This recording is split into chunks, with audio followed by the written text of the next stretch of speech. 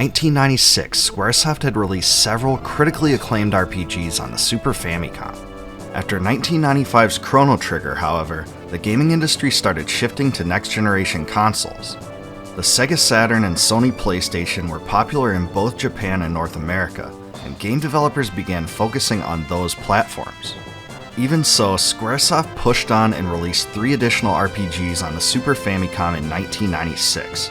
One of them was Bahamut Lagoon, which arrived in Japan in February of that year.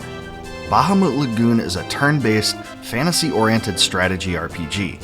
It's grid-oriented, and terrain and spacing play a big role in battles. Unlike the 2 other RPGs Squaresoft published in 1996, Bahamut Lagoon's development team featured some key staff members of the Final Fantasy team. They included director Kazushige Nojime, writer Motomu Toriyama, and series creator Hironobu Sakaguchi working as a supervisor. Their influence is certainly felt here, because even though not a Final Fantasy game, there are some similarities that can be found within it. For instance, some sprites used within the game are nearly identical to those that can be found in Final Fantasy VI. Even so, rather than a Final Fantasy spin-off, it's more accurate to consider Bahamut Lagoon as a standalone game. The title takes its name from Bahamut, the king of dragons from the Final Fantasy games. There doesn't seem to be much of a lore crossover between the 2 though, so it's best understood that the Final Fantasy dragon and the Bahamut Lagoon dragon are separate entities. The term lagoon does have important meaning. The world of Aurelis is composed of several continents that float in the sky. These continents are called lagoons, which play into the game's story. Bahamut Lagoon features an epic tale that kicks off just as the Grand Balos Empire launches an invasion of Kana Kingdom.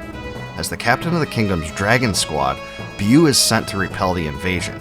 After making small inroads, the kingdom is completely overrun, leaving Bu to sort things out with the help of allies. Like the main character in Chrono Trigger, Bu is a silent protagonist, and his decisions and dialogue are guided by the player. The allied characters are well developed, and the game did a pretty good job of throwing in a few interesting twists and turns along the way. In fact, the ending was dark and quite bittersweet. Of course, I won't spoil it. The combat in Bahamut Lagoon is grid-based and very similar to games like Tactics Ogre, Der Langrisser, and Final Fantasy Tactics. Certain spells can affect multiple groups of units, while some can only affect a single one. The interface for movement and map strategy was well designed and easy enough to use. Some of the structures on the map can be affected by spells. For instance, certain spells can be used against walls to clear the way for ground forces to move through. This system allowed for some creativity to be employed by the player, something lacking in many other strategy RPGs. The most unique aspect of Bahamut Lagoon revolves around dragons. Each party of 4 characters has a dragon assigned to it, and each dragon has its own stats and combat abilities. Unlike allied characters in a party, dragons are totally uncontrollable in combat, and are guided only by artificial intelligence. If dragons die in combat, the bond that they share with the characters they're grouped with are adversely affected as well. All dragons are unique, and it was a really nice touch to add powerful dragons as elements to take account for in combat. The game requires quite a bit of micromanagement, which is kind of a double-edged sword. Creating optimal parties of 4 characters, equipping them, creating the right formations, and placing dragons correctly takes a lot of time. Some players may enjoy this, while others may consider it a chore. It's similar to the original Ogre battle game in that way.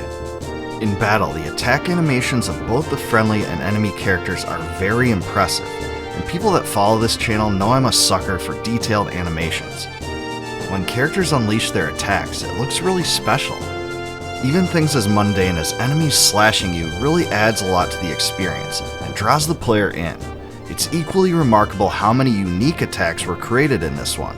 Unfortunately, the dragons lack the striking animations that the enemies and allies have, but overall, the combat visuals are fantastic. Bahamut Lagoon remained unplayable to the vast majority of North American gamers until 2002, when DJAP Translations released a fully English localized version. This is the one I played for hours when it was released, and I can't express how excited I was to be able to play it. It really was a treat to get my hands on anything new that was Squaresoft related in those days. In addition to the 2002 English patch, yet another group called Nier released its own English translation in 2020, so there's multiple ways to play this game in English now. I don't have many specifics on differences that exist between these two translations, but if you do, let me know in the comments. I'll include links to both translations in the description below so you can get your hands on them. As far as soundtracks go, this game offers a score of epic tunes that you would expect from a fantasy-oriented RPG. The opening theme's especially catchy and always stuck with me. There's a total of 36 tracks, which was around average for an RPG of this era. Of the 3 RPGs released by Squaresoft in 1996, I think this one had the best soundtrack. Outside of Nobuo Uematsu and Yasunori Mitsuda's work, I think this one stands as one of the best RPG soundtracks on the entire Super Famicom. It's really just that good. Bahamut Lagoon sold relatively well in Japan for the time it was released. About 475,000 copies were purchased in 1996, making it the 17th best-selling game of that year. That's no small feat either for a year that included the release of many popular next-generation titles and the launch of the Nintendo 64. Bahamut Lagoon was a fun strategy RPG with good visuals and sound. It delivers more fun through gameplay than it does storyline, but it really isn't deficient in either category. I think it's well worth playing today if you couldn't play it back in the day due to the language barriers. Overall, I really liked the game and was so glad when I learned it was first translated way back then.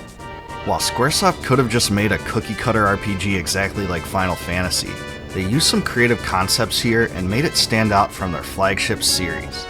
As far as RPGs go, Bahamut Lagoon is the very definition of a hidden gem. If you like this review and remember Bahamut Lagoon, leave a comment below about the most memorable aspect of the game to you. If you like my videos, please subscribe to my channel and click the bell below to be alerted upon the addition of new ones. Also, please consider supporting my channel via YouTube's Join feature to receive member exclusives, such as advanced videos and complete video transcripts.